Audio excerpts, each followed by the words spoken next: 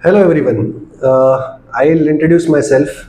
I am Sarthak Nitin Dharankar. By qualification, I am a civil engineer, but by passion, I am a teacher. Yes. So, with this basic thought and basic introduction, we will start with our topic today. So आज का जो topic है that is arithmetic progression. Yes, maths का ऐसा एक topic जो बहुत आसान है, इसमें बहुत इंटरेस्टिंग फैक्ट्स भी है and apart from that score भी कर सकती है easily. So let us begin.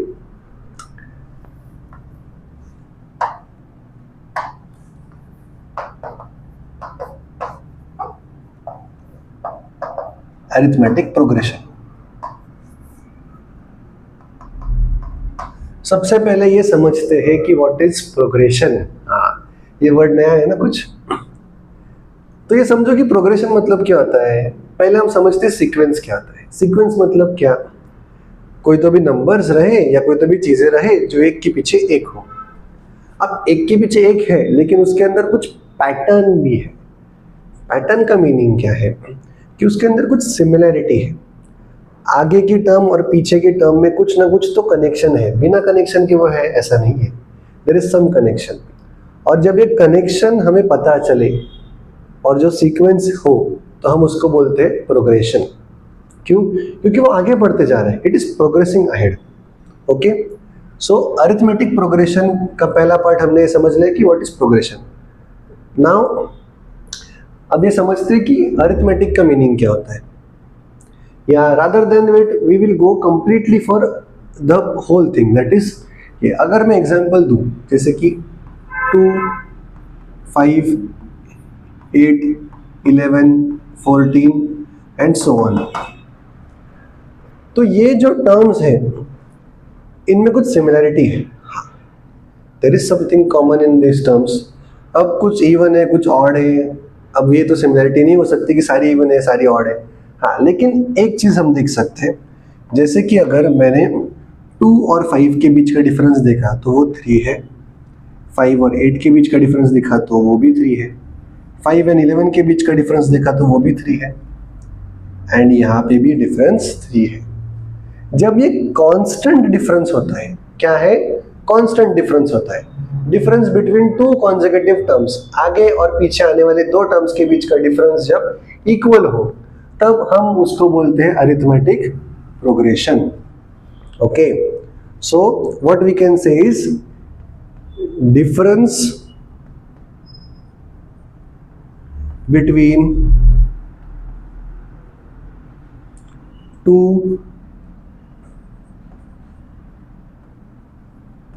consecutive terms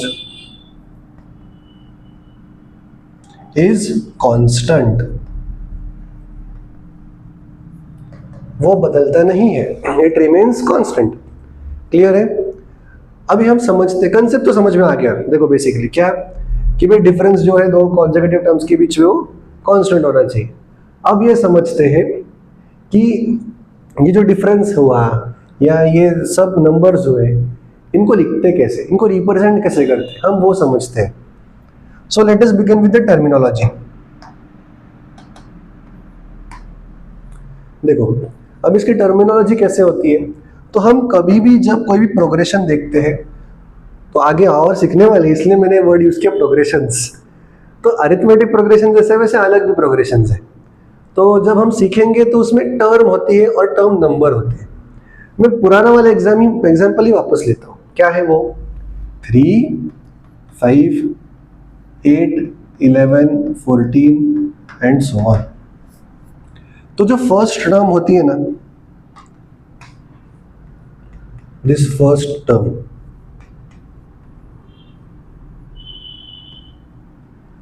it is known as A. उसको रिप्रेजेंट किया जाता है ए से. ओके. और यहां पे ए क्या है हमारा? 3. ओके.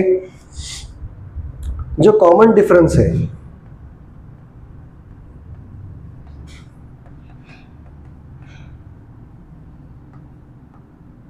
दैट इज 5 और 3 के बीच का जो डिफरेंस है. Oh sorry, I did a mistake over here. ये फर्स्ट टर्म हम सीक्वेंस के हिसाब से 2 आनी चाहिए थी. यस, अभी सीक्वेंस बराबर है, हाँ अभी डिफरेंस बराबर है ना, यस। सो कॉमन डिफरेंस जिन्होंने ये पॉइंट आउट किया होगा, वेल एंड गुड, बहुत बड़ी बात है। So you are getting the arithmetic progression very early, so we'll continue with this. देखो कॉमन डिफरेंस जो होता है हम उसको डी से डिनोट करते हैं, ओके।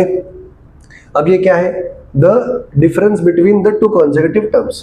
क्या है, 2 और 5 के बीच 3 है, 5 और 8 के बीच भी 3 है, 8 और 11 के बीच भी 3 है, 11 और 14 के बीच भी 3 है। नेक्स्ट थिंग, जैसे जो टर्म होती है, so there is a T N. T N का मीनिंग होता है nth टर्म, ओके। अब इसका एग्जाम्पल क्या है, अगर मैं एग्जाम्पल देने जाऊं, फॉर एग्जाम्पल मैंने लिखा T3, तो इसका मीनिंग होता है थर्ड टर्म, ओके। T3 का मीनिंग क्या होता है, थर्ड टर्म। सो यहाँ पे T3 क्या है, 8 हुआ। Clear with this?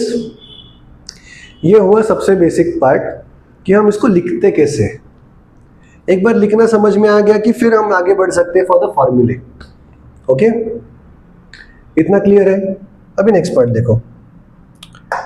हमने ये तो देख लिया कि सर फर्स्ट टर्म को क्या बोलते हैं, सेकंड को क्या बोलते हैं, फिर बाद में डिफरेंस क्या होता है, लेकिन निकाले कैसे, how do you find out the value of the term. Easy, कुछ भी डिफिकल्ट नहीं है। देखो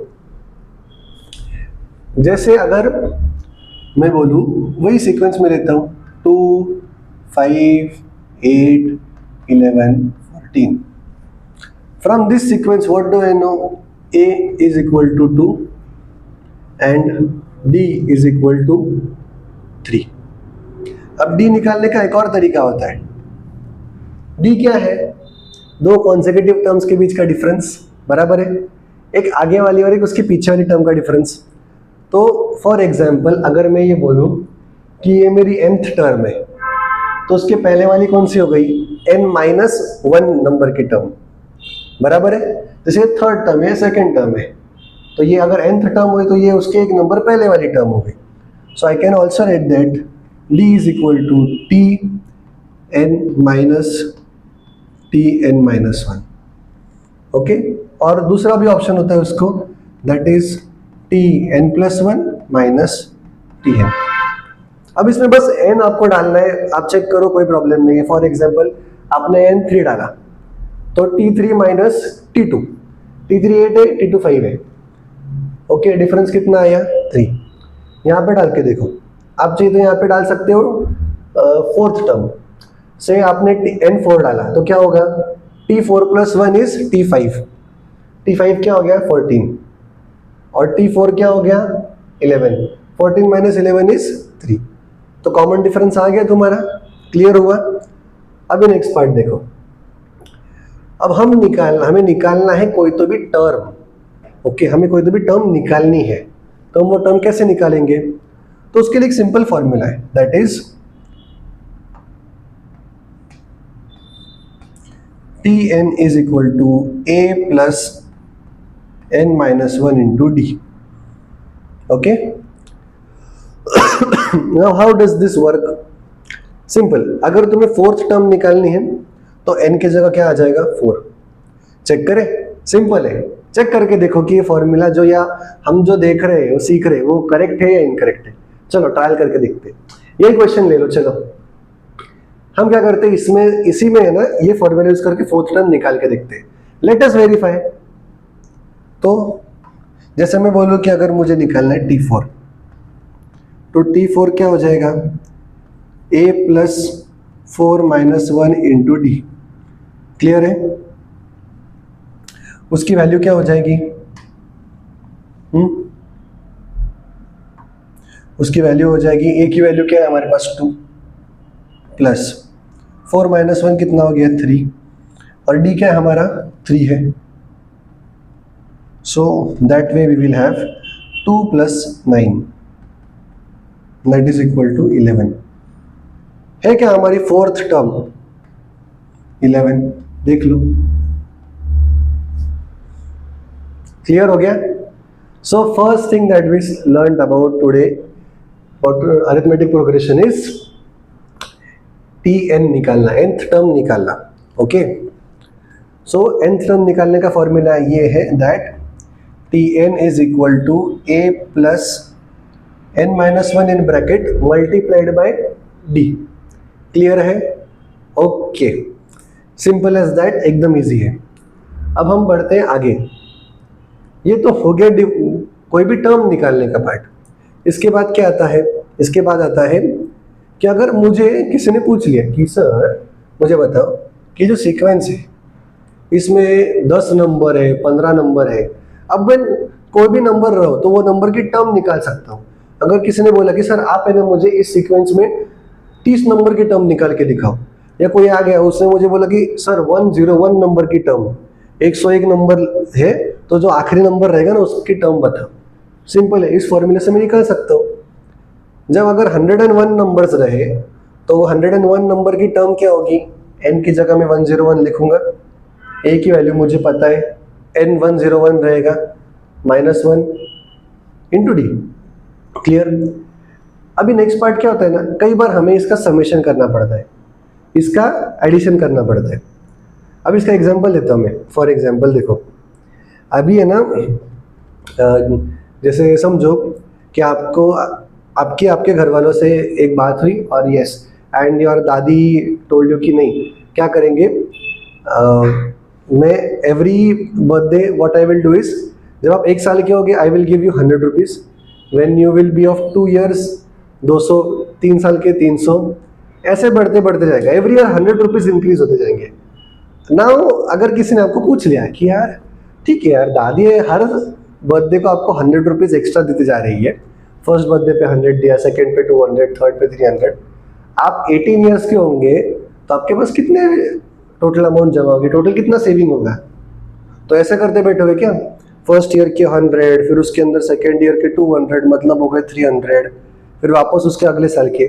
नहीं, बहुत ईजी है सॉल्व करना. कैसे? देखो, तुम्हें पता है कि फर्स्ट बर्थडे पे दादी ने दिए थे 100 रुपीज़, सो तुम्हारा हो गया ए 100, और दादी ने क्या बोला, हर साल में 100 रुपये एक्स्ट्रा देते जाऊंगी, बढ़ाते जाएंगे, तो डी इज ऑल्सो 100. अब पूछा ये है कि सम आफ्टर 18 ईयर्स. अब इसका मीनिंग क्या हो गया? सम आफ्टर 18 ईयर्स का मीनिंग क्या हो गया कि 18 साल के होने के बाद आपके पास कितने पैसे आएंगे? तो इन शॉर्ट 18 टर्म्स आ गई. यस, हर साल की एक टर्म हुई, टोटल कितने? 18 टर्म्स हो गए. तो हम क्या करते हैं, हम बोलेंगे कि सम ऑफ 18 ईयर्स, तो वैसे ही सम ऑफ 18 टर्म्स. ओके, S18 बोलते हैं. Okay, 18 terms. उसको किस तरह से रिप्रेजेंट करते हैं? S18. S का मीनिंग होता है समेशन. ओके, सिंपल है. अब उसका फॉर्मूला है, क्या फॉर्मूला? देखो, Sn इज इक्वल टू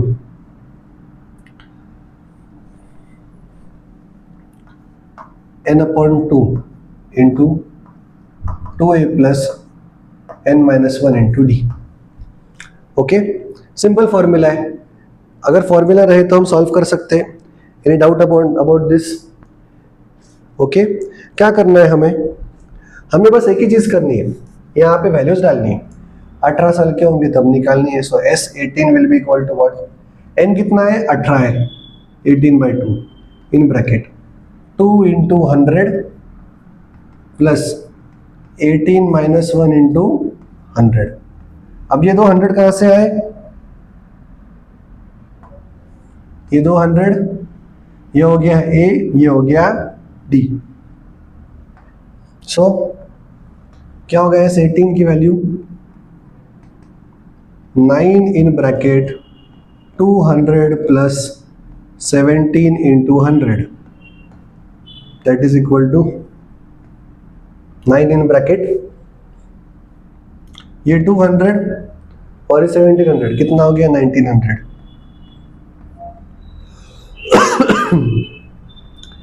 करके देखो एंड में कितना आएगा. यस, 9 इंटू 1900 कितना होगा? Yes, this will come out to be say 1800 minus 18,000 minus 1900. Okay, so that comes out to be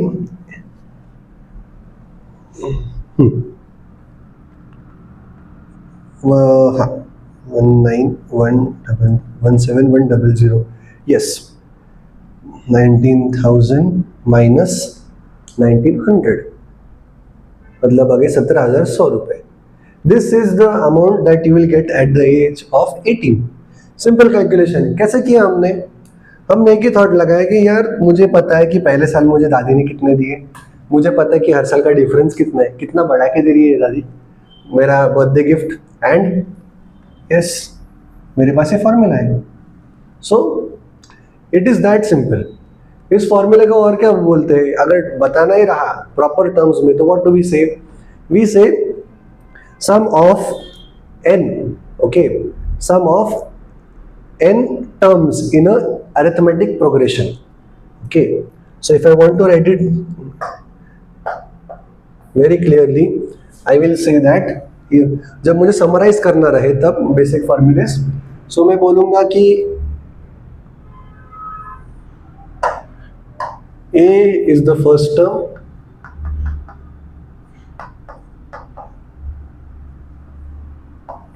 d is the common difference,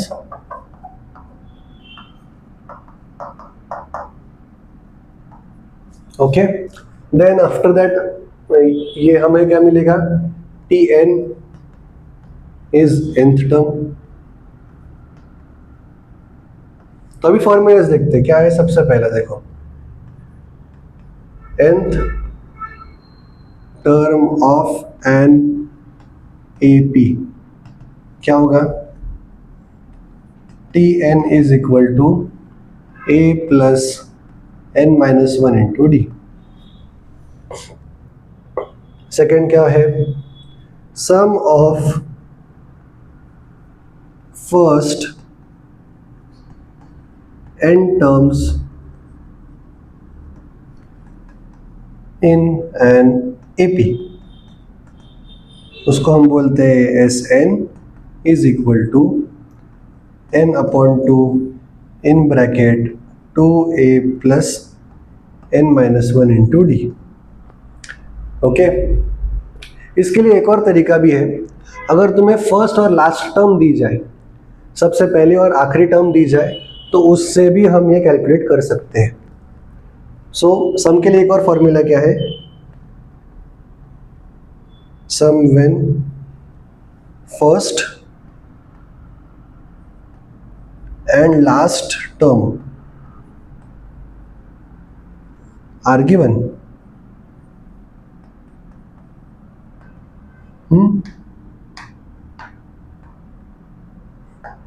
So that is very similar. Sn is equal to T1 plus Tn, okay, upon 2 into n.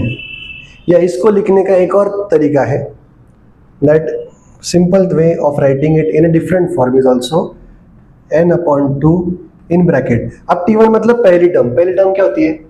yes, a. इसको T1 भी लिख सकते हैं, a plus Tn. okay, this is the summary of today's lecture. हमने क्या क्या देखा आज के इस शॉर्ट पैच में? हमने क्या क्या देखा? हमने सबसे पहला समझा कि व्हाट इज अरिथमेटिक प्रोग्रेशन. क्या होता है arithmetic progression? Yes, arithmetic progression वो प्रोग्रेशन होता है जिसके अंदर कोई भी दो कॉन्सेक्यूटिव टर्म्स के बीच का जो डिफरेंस है वो क्या होता है? कांस्टेंट होता है. कांस्टेंट डिफरेंस रहना चाहिए.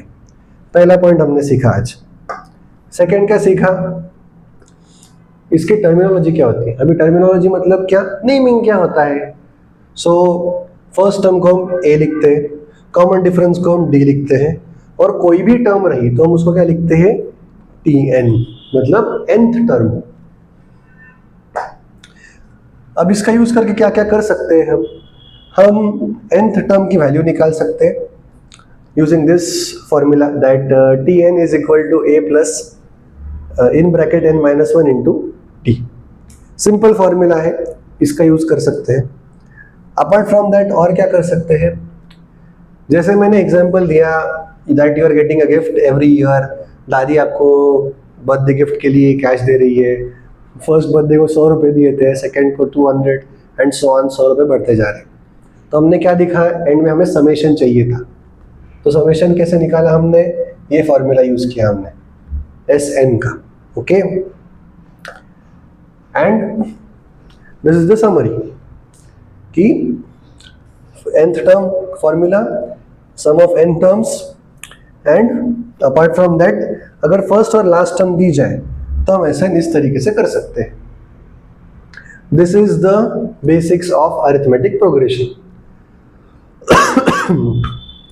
इसमें कुछ क्वेश्चंस होते हैं जो सीधी तरीके से पूछे जा सकते हैं, स्ट्रेट फॉरवर्ड, जस्ट लाइक यहाँ पे पूछा जाएगा कि कोई nth टर्म बता दो या समेशन बता दो या फिर ये अलग अलग चीज़ें। और कई बार होता है कि there you are told to assume कि पहले 3 टर्म्स है उनका समेशन ऐसा है, बाद के 3 टर्म्स ऐसा है, या फिर 4 टर्म्स है वैसा है। सो इस तरह के कुछ क्वेश्चंस भी होते हैं। So that we will study in some other lecture कि इससे क्वेश्चंस अलग अलग टाइप के कैसे हैंडल करते हैं, कैसे सॉल्व करते हैं। So that is all for today, and I will be trying to upload content regularly on topic of mathematics. Also I'll try for physics. So do like, share and subscribe for the YouTube channel, and do share with your friends and all the students who feel can get value from this lecture. So thanks a lot. Do put your feedback in the comment, and also मुझे ये भी बताओ कि next topic आपको कौन सा चाहिए, ये ज़रूर डालना comment section में, and I'll definitely try to record a lecture on that. Thank you.